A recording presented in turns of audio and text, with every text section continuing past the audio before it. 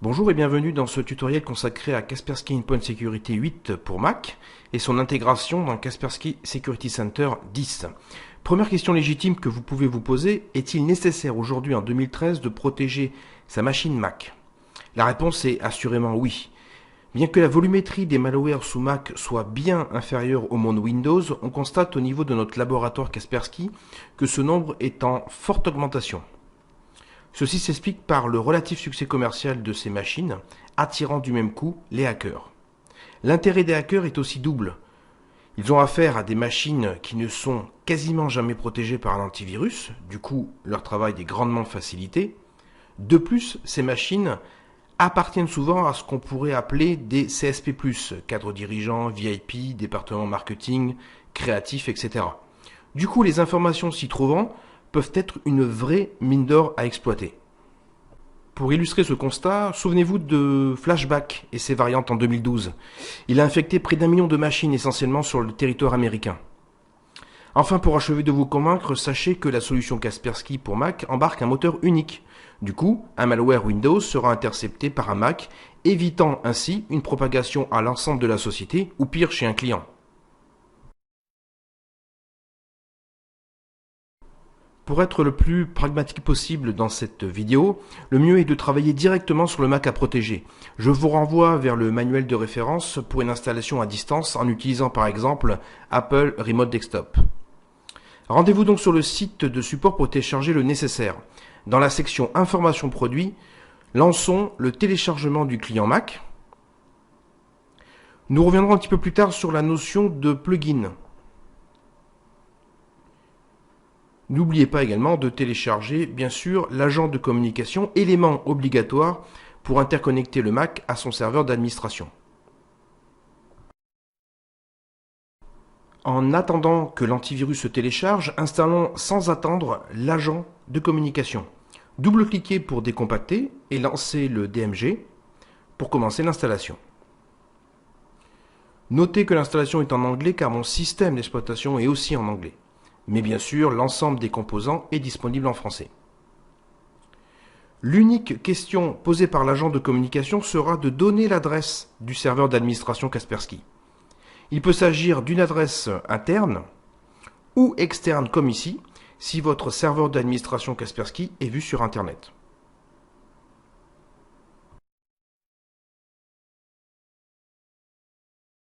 Rentrez ensuite votre mot de passe utilisateur pour vous authentifier et terminer l'installation.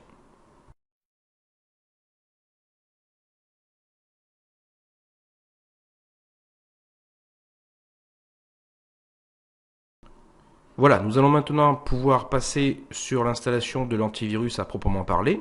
Le téléchargement est maintenant terminé. Encore une fois, double-cliquez pour décompacter.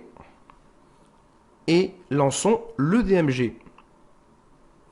Alors vous remarquerez qu'ici, il n'y a vraiment aucune information demandée. Il suffit de faire à chaque fois continuer ou suivant pour installer l'antivirus. Et il suffit encore une fois de s'authentifier et l'installation est terminée.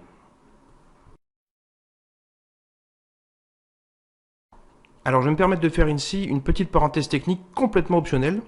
Si vous voulez savoir si l'agent Kaspersky se communique bien avec sa console d'administration, rendez-vous sur la FAQ 5429, comme vous pouvez le voir à l'écran. Copiez-coller la ligne de commande dans le terminal Mac. Prenez soin bien sûr de vous identifier avec la commande sudo-s.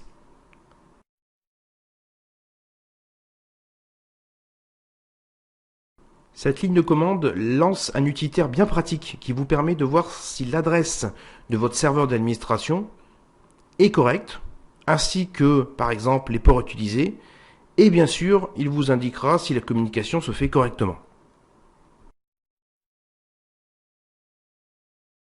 Côté Kaspersky Security Center 10, la seule chose que vous avez à faire est d'installer, si ce n'est pas déjà fait bien sûr, le plugin Kaspersky Endpoint Security for Mac. Vous trouvez ce plugin dans le répertoire de décompression de KSC10, situé généralement dans C:/KSC10. Sur notre machine, il se trouve dans un répertoire différent, mais c'est le même principe. Rendez-vous dans le répertoire serveur sous répertoire plugin. Vous y trouverez tous les plugins pour la console. Celui qui nous intéresse s'appelle KES for Mac. Installez-le et redémarrez la console. Ensuite, vous trouverez votre ou vos Mac dans les ordinateurs non administrés, sauf si vous avez fait, comme nous, des règles de déplacement automatique. Petit truc, si vous voulez rapidement identifier vos Mac, n'hésitez pas à utiliser le moteur de recherche très puissant. Dans les nombreux champs de recherche, vous trouverez un onglet Système d'exploitation où vous pouvez choisir macOS 10 et trouver ainsi instantanément vos ordinateurs. Déplacez-les ensuite, comme nous par exemple, dans un groupe spécifique.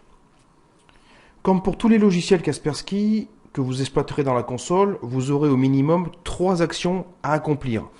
Création d'une stratégie pour le produit en question, création d'une tâche de mise à jour et création d'une tâche d'analyse complète. Cette stratégie n'appelle pas spécialement de commentaires, puisqu'il s'agit de paramétrer essentiellement le moteur d'analyse de fichiers. Comme pour la version Windows, vous pourrez déclarer des zones de confiance, vous pourrez paramétrer de façon plus ou moins forte le moteur d'analyse et d'autres réglages avancés. Bien sûr, vous trouverez l'intégralité des fonctions dans le manuel PDF disponible sur la page où nous avons téléchargé l'agent et l'antivirus.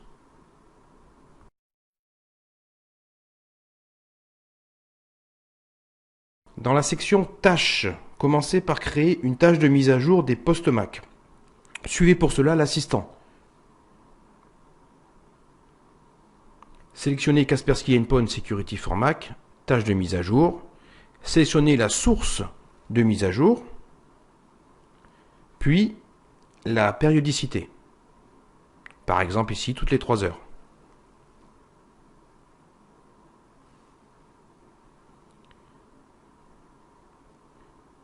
Vous pouvez cliquer sur lancer les tâches non exécutées et terminer l'assistant. Dans le cadre d'une première installation comme ici, nous allons forcer cette tâche. Intéressons-nous ensuite à la tâche d'analyse complète. Vous pouvez bien sûr la créer à partir de 0. La mienne étant déjà créée, je vais l'éditer.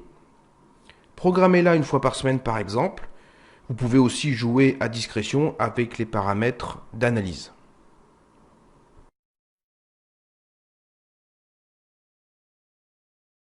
Côté utilisateur, celui-ci aura accès à une interface simple et efficace, avec la possibilité, si besoin, de, par exemple, forcer une mise à jour, analyser tout ou partie de son ordinateur, voir les informations de licence. Il aura aussi la possibilité d'aller dans les préférences, mais comme vous pouvez le constater ici, l'interaction sera très limitée puisque dans la stratégie, nous avons mis des cadenas partout. Voilà, cette présentation consacrée à Kaspersky Endpoint Security pour Mac et Kaspersky Security Center 10 est maintenant terminée. Merci de l'avoir suivi et à très bientôt.